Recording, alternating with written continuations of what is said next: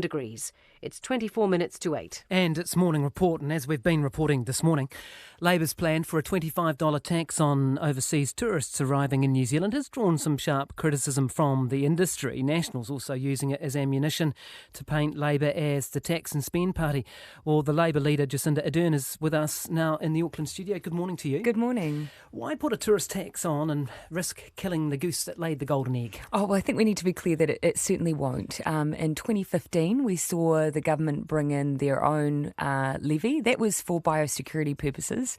At the time, they dismissed that it would have any impact on tourism, and they were actually right. You know, we've seen tourism continue to boom. In fact, that's the reason we need this levy in place. We know we need more infrastructure.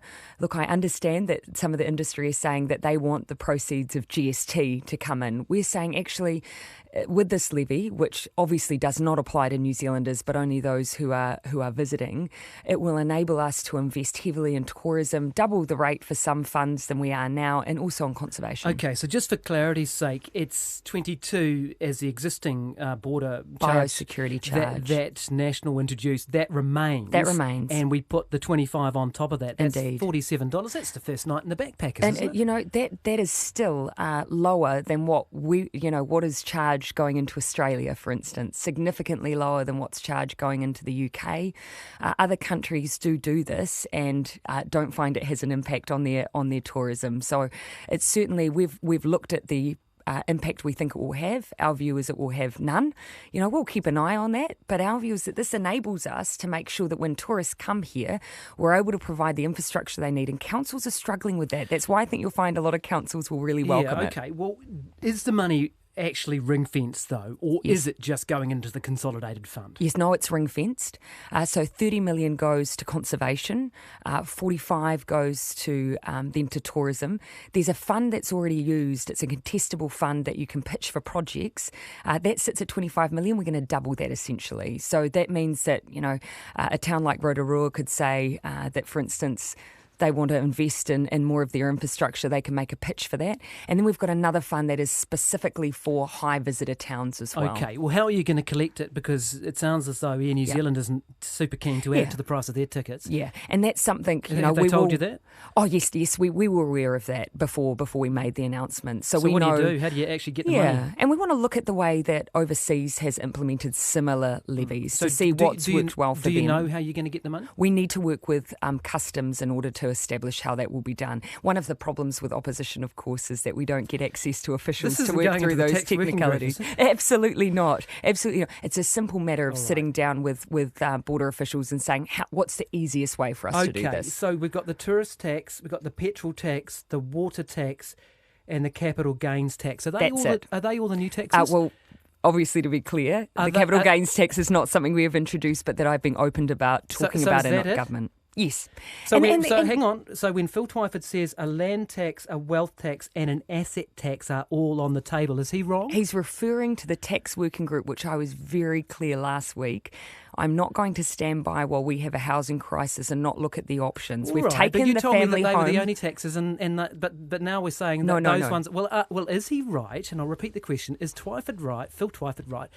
When he says a land tax, a wealth tax and an asset tax are on the table too.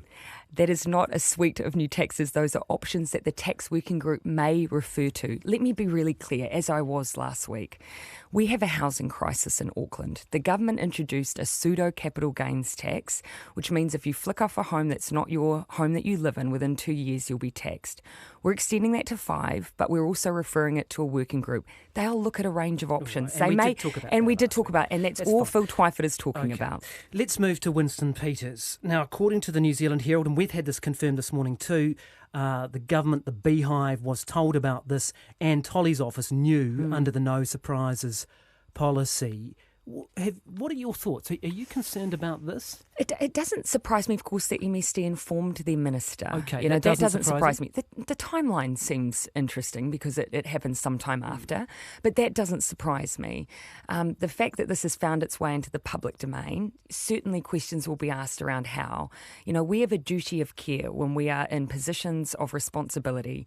I wouldn't, instinctively think that Anne Tolley would be someone who would release that private information because of that duty of care. So you're but not either way, you're not blaming National. It's come out somehow, Guyon. But ultimately my view is when things like this happen, all people hear is politicians throwing mud. And that serves no one.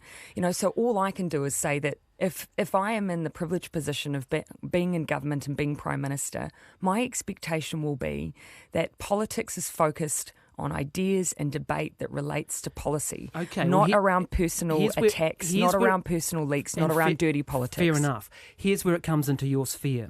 You ruled out as Prime Minister, as you would chair the Cabinet, you would be the chair of the Cabinet, you ruled out having Materia Tudei as a minister in a Labour Green cabinet. Have you seen anything that leads you to believe that you would rule Winston Peters out?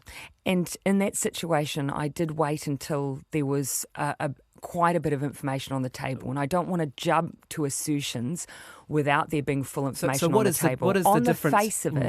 On the face of it, though, from what I've seen in this case, on the face of it appears that a mistake has been made, that it's been brought to Mr. Peters' attention. He's sought to resolve it, and that's been the conclusion. So it's not as bad as what Materia Tudei has done? Look, on the face of it, that appears to be the information I have. I don't necessarily have all of it. It's interesting, isn't it? Because here was someone at the beginning of their life, in Materia Tudei's sense, and regardless of her exact circumstances, she didn't have a lot of money, right? That's pretty clear. And she took a few extra dollars from the public purse. And here you've got someone at the other end of life who demonstrably, if I could use a word that he likes, didn't need the money because he didn't even notice how much money he was getting. And I do want to come back to the issue with Materia, because the point that I continually make here is that Materia made the decision about her view on whether or not she could serve in that cabinet before I did. That's a really important point of principle for me, and probably for her. Let's give her the dignity of the fact that she made that decision first, and I simply agreed with her judgment under those circumstances. Under those, I agreed with the decision she'd made, and to be fair, there was a period of weeks where information came to light over the course of that issue. And we're in a matter of days. There's a lot to run on that, so fair enough. Can I move to the broader picture here, though? And that is superannuation. We are giving it to people who clearly don't need it because they didn't even realise how much they were getting, and we're in pretty comfortable circumstances. Is it fair that we give, and I'm not using Mr. Peters here, but we did give it to multimillionaires, and we give it at the same rate as we give it to people who are living on the bones of their bum and rented accommodation. Is that fair? New Zealand has a history of universalism for those in their retirement years. Do you think it's fair? Yeah, I mean, I stand by the idea of universalism. I do. There's a principle around that means that everyone who contributes across the course of their working life has some reasonable expectation to be supported in their retirement. And I have to say that I actually support that happening in those early years as well. That's why we've got a policy around supporting the first year of a child's life. Yeah, but it cuts off at different rates, though, doesn't it? It cuts off at different incomes and levels. No, over the 3 years it does. Over years 2 and 3. But year one, so we're it is tailored to your circumstances. Not year one. But over the whole life of the package it is. Yeah, because that was the way we could make it affordable. But when you look, for instance, at the work that groups like the Children's Commissioner are doing, they're starting to say, actually, there is a place for universalism in New Zealand, and there is a place at those two most vulnerable points, the early years and the old and your retirement years. We should have that conversation. It is something we used to have in New Zealand with the family benefit.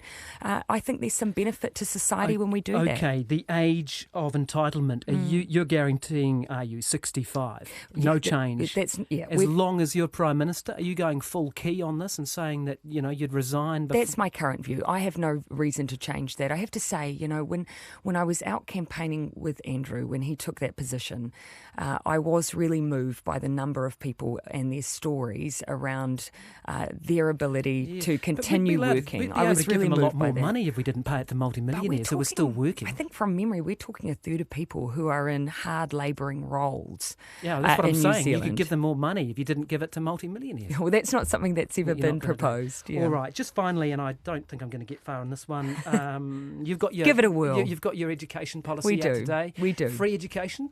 Oh, I've always said I believe in it, but it's not attainable right now. It's all about our pathway. Free education eventually.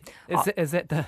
I'd love to see that in New Zealand, but right now, of course, we've got to make sure we act in a fiscally responsible manner. I can only do what we're able to do, but I do believe if we invest more in education, we lift our productivity and we all benefit.